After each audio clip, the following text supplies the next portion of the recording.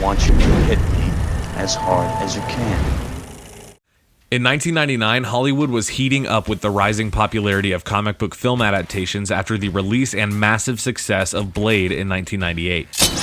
But with Marvel having sold the film rights to the majority of their most popular IP to the highest bidders in Tinseltown, it was only a matter of time before box offices boomed with live adaptations of our favorite comic book heroes. Blade's success showed moviegoers that the days of camp and lighthearted adventures were gone, and the age of black leather and darker characters was upon us. What would you prefer?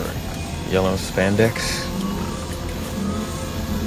This caused executives at Fox to dig into their own treasure trove of Marvel IP and make plans to bring their own super-powered adventure to the big screen. But with comic book movies still not having found their identity in live-action cinema, studios were searching for the right crew to helm the massive undertaking of Hollywood's next superhero blockbuster, X-Men. But how did these outsiders go from the pages of Marvel to holding on to a more than 20-year stretch of fandom that is widely regarded and beloved by many moviegoers to this day? Find out in today's episode of Marvel Revisited.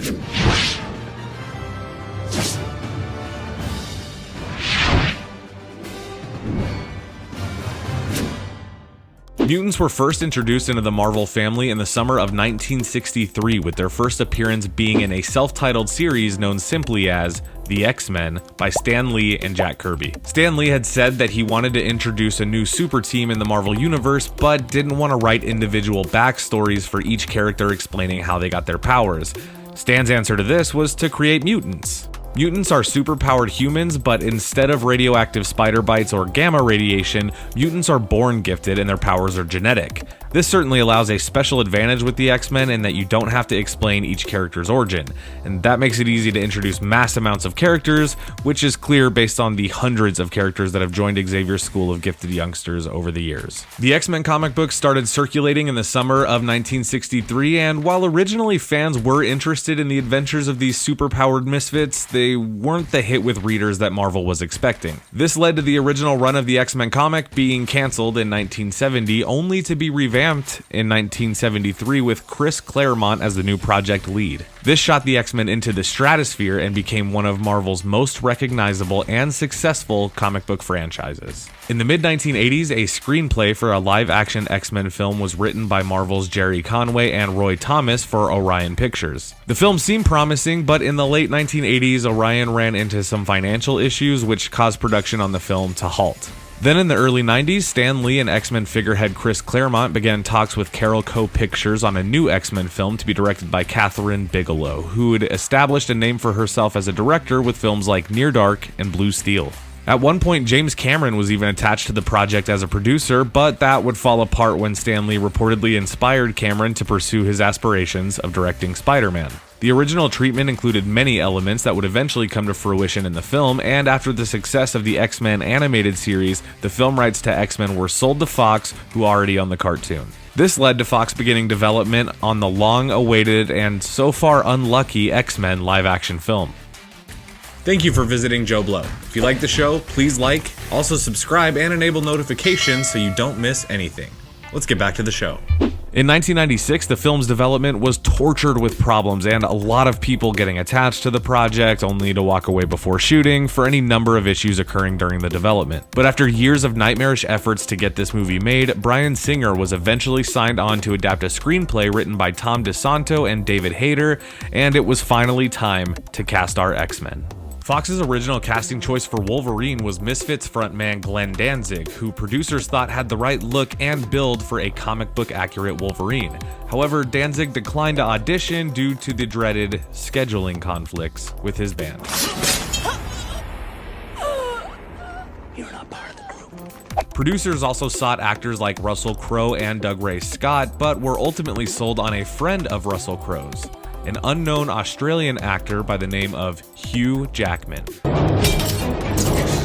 Jackman was actually the last person cast in the film, which is ironic considering that Hugh Jackman has appeared as Wolverine in more of the franchise's films than any other character. Patrick Stewart was always Singer's first choice for Professor X, though funnily enough, the king of pop, Michael Jackson himself, was actively pursuing the role.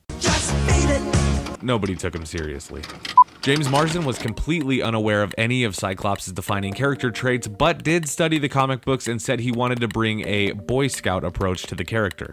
Actress Anna Paquin was originally scheduled to star in Tart, but she dropped out in order to play Rogue, the very first mutant that we saw in cinema.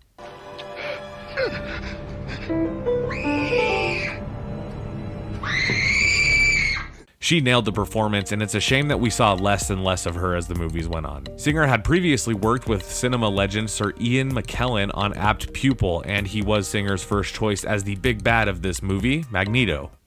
Is that what they say? We also get the talented and iconic Halle Berry as Storm and Famke Janssen as Jean Grey, who's just come off of the release of Faculty. The cast of this movie feels really nostalgic, as many of these characters have gone on to have huge success in other roles, but at the time some of these people were fresh faces in Hollywood, and it's great to see where some of them got their big breakout performances. The story introduces us to mutants in a very interesting way. Instead of a heroic action sequence or epic swelling music, the movie depicts the trauma of these mutants. We follow Rogue as she's on the run away from home after nearly killing her boyfriend. She makes it out of town and into a small dive hangout where a cage-fighting mutant by the name of the Wolverine is using his skills to make money doing this.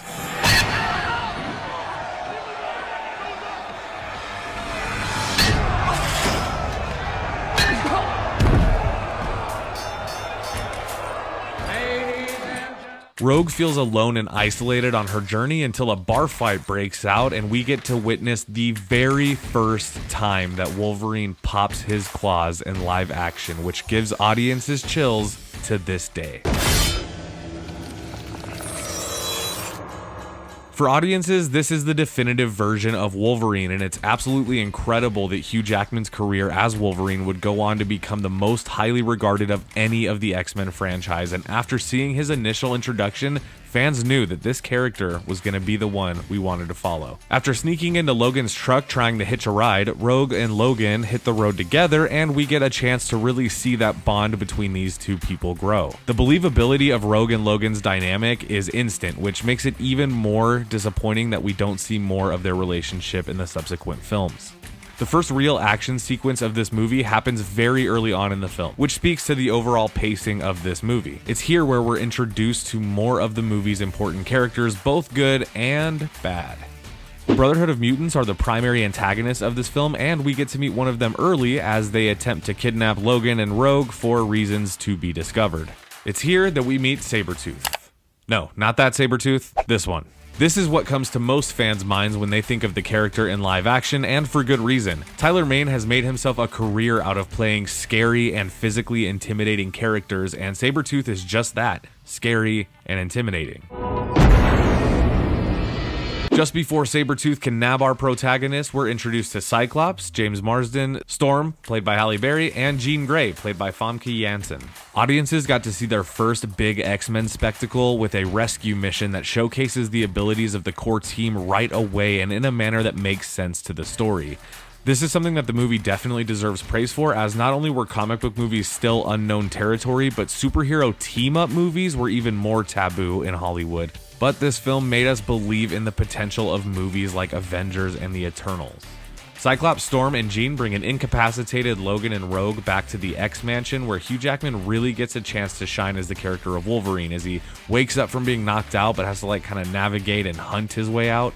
However, before he can find Rogue and escape, Professor X gets Logan to hear him out. It's very interesting to revisit this movie and see Hugh Jackman's first take on Wolverine and see how it contrasts from his final appearance as Wolverine in Logan. This movie really leans on the political side too, which some fans see as an absolute necessity in any form of X-Men media, but others say is stale. However, at the time, the concept was fresh and it made for a believable existence for mutants and the need for Xavier's team of gifted heroes.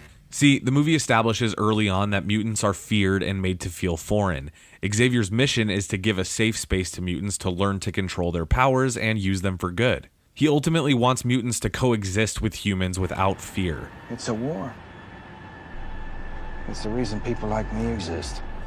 Meanwhile, we have the Brotherhood of Mutants, which is led by Magneto. Magneto is both an enemy but also a childhood friend of Xavier, and his whole motivation is to achieve equality for mutants by turning everyone in New York into mutants, which would therefore force them to empathize and adopt the mutant race. Magneto's Brotherhood consists of Sabretooth, Mystique, and Toad, who is equal parts creepy and fascinating.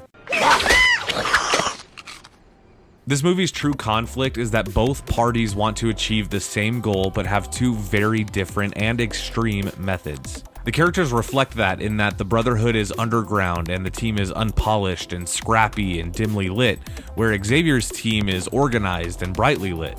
The movie has a nice layer to it where it almost seems like the entire Cold War that's happening between mutants and humans sometimes feels like it boils down to a rivalry between just Professor X and Magneto. All the while, we have our second antagonist, Senator Kelly, who's advocating against mutants and doesn't believe in mutant rights. The character is interesting because he's a mutual enemy of both the X-Men and the Brotherhood. When Senator Kelly is kidnapped by Mystique, Magneto forcefully mutates him, giving him a unique ability of his own, which was a mistake as Kelly's ability allowed him to turn himself into a gelatinous blob who could squeeze through the bars of his cell window and escape. What the hell have you done to me?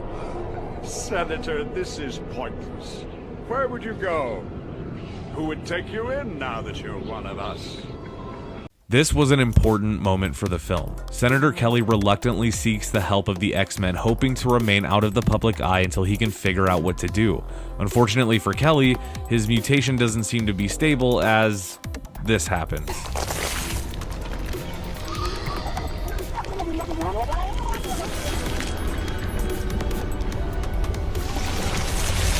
Yikes. This sets our X-Men, now joined by Wolverine, on an epic battle with the Brotherhood as Magneto is staging a massive undertaking by kidnapping Rogue in order to use her abilities to power a device that will mutate the entire state of New York. With the Brotherhood working security, the X-Men need to work together to save Rogue and prevent an entire part of the country from being mutated and killed. The narrative of this movie is fairly familiar in today's superhero market. We have two sets of mutants with almost everything in common except for their ultimate goals. Charles and the X-Men want peace and coexistence with humans, while Magneto and the Brotherhood want to turn everybody into mutants, which would abolish the hierarchy of anti-mutant politics.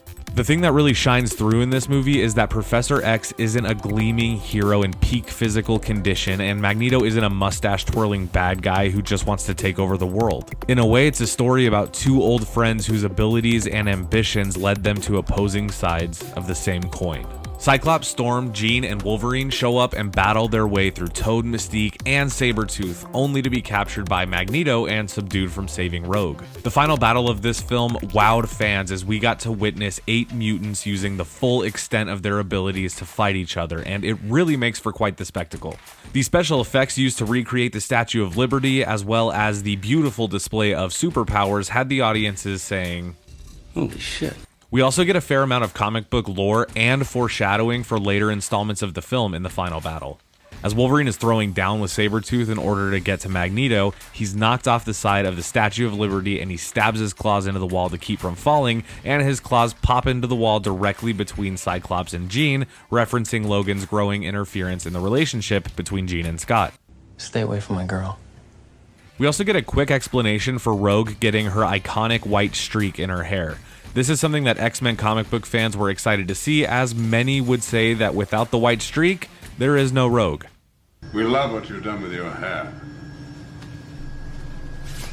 Hey. I'm sure somebody said that. Although this isn't the only Easter egg we see in the final battle, it is a nice way to introduce the more comic accurate look for Rogue. I kind of like it.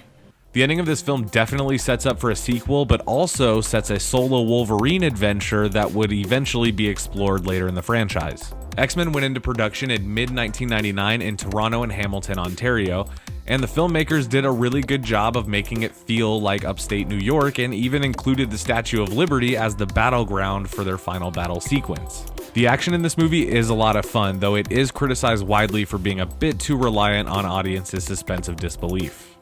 A lot of the fight sequences were seen as mediocre, but the film still receives praise to this day for the revolutionary design and makeup work for Rebecca Romijn Stamos as Mystique. According to the filmmakers, she had to wear over 100 individual prosthetics for this role. The actress has admitted that it was not a good time for her getting into costume and even said that she spent 6 hours a day in the makeup chair. The movie was released at a time where CGI was definitely being more widely adopted in cinema, and in order to understand how to shoot the massive action sequences for this film, Singer had to visit sets of films like Titanic and Star Wars Episode 1 to see how studios used the CGI and green screen effects. In revisiting the X-Men, the CGI is pretty great, specifically on Senator Kelly after he gets mutated and morphs into a big jellyfish. The film was received well by fans, bringing in a worldwide box office total of $296.3 million off of just a $75 million budget. The good luck for this once seemingly cursed film doesn't stop there, as the movie also saw a huge payday after the DVD and video release. The success of this movie would garner demand for a sequel, which Singer was also hired to direct, despite having many reports of the director arriving late to the set, as well as demonstrating frequent mood swings and excessive use of painkillers on set. You're a dick. The film received positive reviews from critics and fans, and the anticipation for the sequel was high. Fans weren't sure where the story would go next, but all of us looked forward to more mutants, more superpowered spectacles, more Wolverine, and of course, more X-Men. Overall, X-Men is a wonderful film, and the story and plot for the time were fresh and a lot of fun to watch. The action was acceptable, and the special effects still hold up. The performances and cast of heroes and villains were entertaining, and they were genuinely making the best movie they could in a genre that was still looking for its identity. Of course, there are many more movies in the Marvel catalog for us to revisit, so we will be seeing many of these wonderful characters again. With the newfound hype for comic book movies in the early 2000s, studios immediately saw the potential of these movies and began ordering screenplays for all of their comic book IP, things like Fantastic Four, Daredevil, and Spider-Man. Do those movies hold up to today's standards? Well, I guess we'll have to find out in the next episode of Marvel Revisited.